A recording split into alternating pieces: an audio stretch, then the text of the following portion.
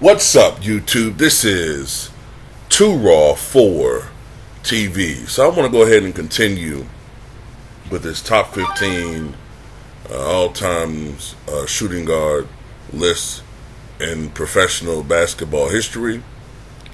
I started it off yesterday. At number 15, I had Tracy McGrady. I know some people said they had him a lot higher than that.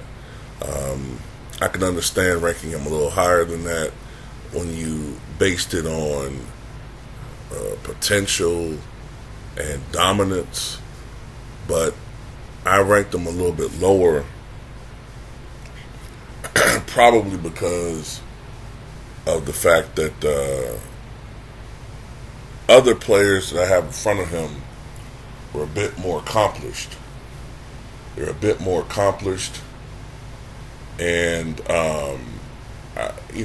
maybe I shouldn't have done it, but McGrady's the last third of his career, he really was a role player. So I tend to rank him a little bit lower because of that. Like I said, a lot of other players in front of him are much more accomplished in other ways. But we all could agree to disagree on a lot of stuff. But anyway, just to do a brief recap, of course, number 15, I had Tracy McGrady. Number 14, I have Vince Carter, his cousin.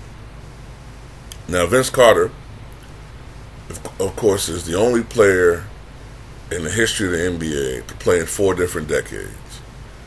He debuted during the 1998-99 season. That season started in February of 1999. He retired after the 2019-20 season, which, of course, like I said, makes him the only player to play during the 4 different decades, the 90s, 2000s, 2010s, and into the 2020s. He played a record 22 NBA seasons. He was the leading scorer for the USA men's basketball team during the 2000 Olympics. And he is regarded by most as the greatest dunker of all time. So why is he ranked a little higher? Lack of postseason appearances, which hurts McGrady as well. Lack of postseason success. But he did have unlike his cousin, he did get out of the first round. I think his most memorable playoff run to me individually was back in 2001. That series that he had between Allen Iverson, that Philly-Toronto series, was one of the greatest playoff battles I've ever witnessed in 30 years of watching basketball. 30 plus years now watching basketball. But yeah, he didn't win a championship. Lack of playoff experience, playoff accolades, and half of Vince Carter's career, the last half, he spent as a role player. And those, of course, hurt his numbers. He had limited minutes. Like I said, the fact that he was able to augment his game from being a high-flying Svengali the first couple of years of his career to being more, and he evolved himself into becoming more of a jump shooter, and the fact he played more limited minutes as his career progressed, is what made him able to play 22 NBA seasons. But it did hurt his numbers. For his career, Vince Carter, for his career, he averaged 16.7 points. I had it just now. For his career, he averaged, 16.7 points. And,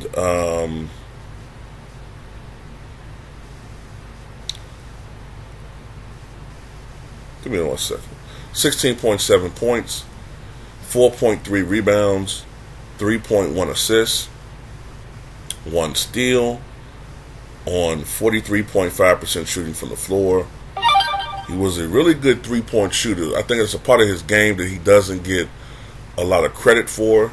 He was a 37.1% three-point shooter and a 79.8% shooter from the foul line.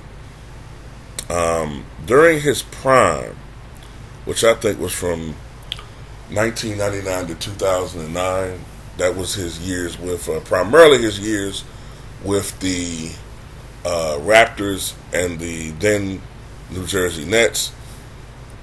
He averaged during that time period 23.5 points, 5.5 rebounds, 4.3 assists, 1.2 steals, 0.8 blocks on 44.7% shooting from the floor, 37.6% from beyond the arc, and 79.6% from the free throw line. So he was basically, essentially, for his career, he was something around a 37, 80 guy. You know, pretty efficient for the era that he played in. But there was some incompleteness about him. Because, you know, anybody that watched the NBA when he first came in the league know that they were pushing him, and maybe unfairly, they were pushing him to be Michael Jordan. He was to be the successor to Michael Jordan. 1999, 2000, 2001, Vince was the guy they were pushing more to be the heir to Jordan, not Kobe at first. It was Vince. He came from North Carolina, 6'6", 215, whatever, bald head, athletic, known for his dunking ability. They were trying to push him to be Mike, but he just didn't want that mantle. He didn't want it. And another thing that hurts Vince Carter is that he admitted after his tenure, I think it was after his tenure with the Raptors, there were some years where he didn't play hard. He didn't give it all, give it his all, and that hurt him for many years in the eyes of fans. He was often criticized for not playing on both ends of the floor as hard as he could, and sometimes not giving full intensity on the floor. You know, not playing as hard as he could, like I said, on both ends of the floor. Memorably, Michael Jordan criticized him early in his career for not being a great defender. And I think Mike would know that, considering that Mike frequently visited North Carolina. Now, as far as Vince Carter's accolades, they are very numerous. He was an 8-time NBA All-Star. He was on the All-NBA second team in 2001, All-NBA third team in 2000. He was the 1998-99 Rookie of the Year. He was on the the All-Rookie first team in 99. He, of course, to most, despite what the hell Gilbert Arenas says, he put on the greatest show in slam dunk contest history in 2000, winning that contest overwhelmingly. He won the 2020 NBA Spokesmanship Award. He was the NBA Teammate of the Year in 2016. And as far as college is concerned, he was consensus second team All-American 1998, first team All-ACC in 1998, third team All-ACC in 1997. His number 15 is honored by the North Carolina Tar Heels. He was first team Parade All-American in 1995, McDonald's All-American in 1995, and he was Mr. Basketball in Florida in 1995. As far as his total numbers, Vince Carter scored some 25,728 points, pulled down 6,606 rebounds, and dished out 4,714 assists. Now, of course, Vince Carter, after a 3-year stint in college, well, before I go there, Vince Carter was born in Daytona Beach, Florida, back in 1977, and he attended Mainland High School in Daytona Beach. He played football as a quarterback until he broke his wrist in his freshman year, which forced him to switch to volleyball. In volleyball, he was named the Volusia County Player of the Year as a junior, and he averaged 24 kills per match. And for comparison, none of his teammates averaged more than one. He was also offered a saxophone scholarship to attend Bethune-Cookman University in Daytona Beach.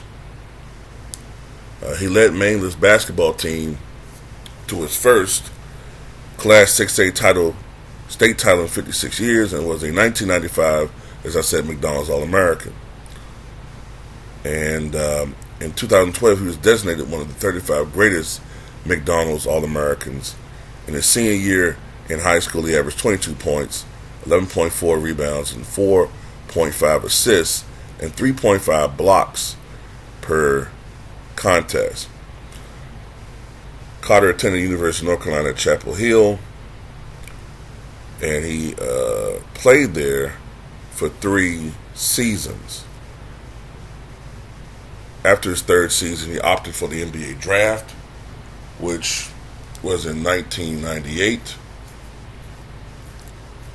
And Vince Carter was initially drafted by the Golden State Warriors with the 5th overall pick in the 1998 NBA draft, but he was traded to the Raptors for the 4th overall pick, Antawn Jamison, on draft night. And the Raptors were a new franchise at that time. Their initial year, I believe, was the 94-95 season. And Vince Carter was very, Vince Carter, really to me, was in a very unique position, because here you have a guy who you're trying to market as the face of the NBA, but he's playing in Toronto. He's playing on a franchise that really doesn't have any history. You know what I'm saying? So we loved Vince Carter. You know what I'm saying? Back then, we loved him. But he's playing in Canada, which I know is the NBA, but it is what it is. But he brought them some success and some notoriety earlier on.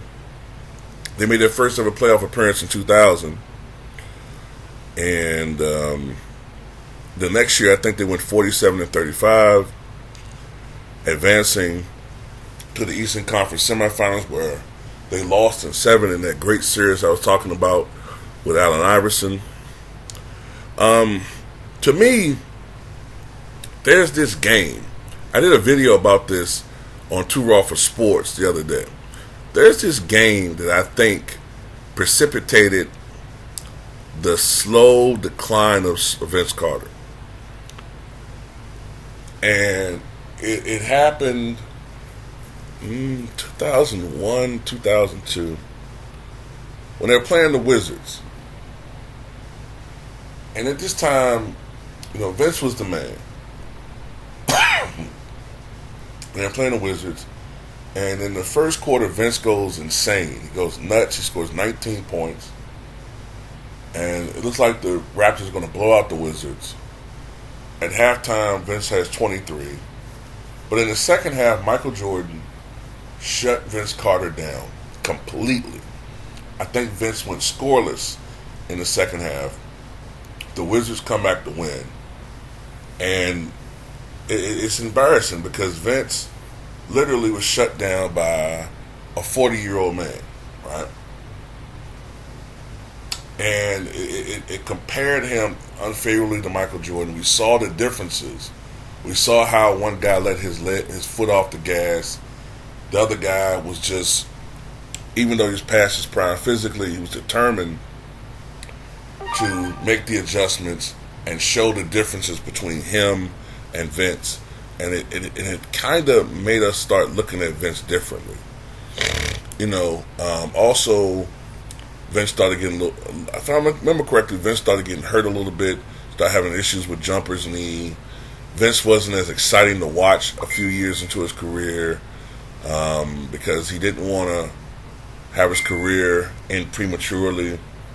Wasn't dunking as much, and the Raptors sort of, if I remember, they kind of fell off a bit. Other teams sort of, and other players started rising and taking over as faces of the NBA. Tim Duncan, Kevin Garnett, Shaq and Kobe, of course, was there. Paul Pierce, other players as well during that time period began dominating the headlines. And Vince kind of fell a little bit below the radar. Then I remember one particular time period, was it 2004? Yeah, after the 2003-2004 season, he was traded to the New Jersey Nets for Alonzo Mourning, Eric Williams, and 2 first-round draft picks. And of course, the idea was that Vince would help the Nets offensively.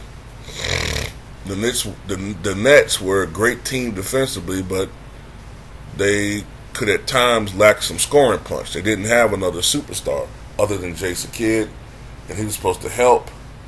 And, they formed a good team, but I think he went there a little bit too late.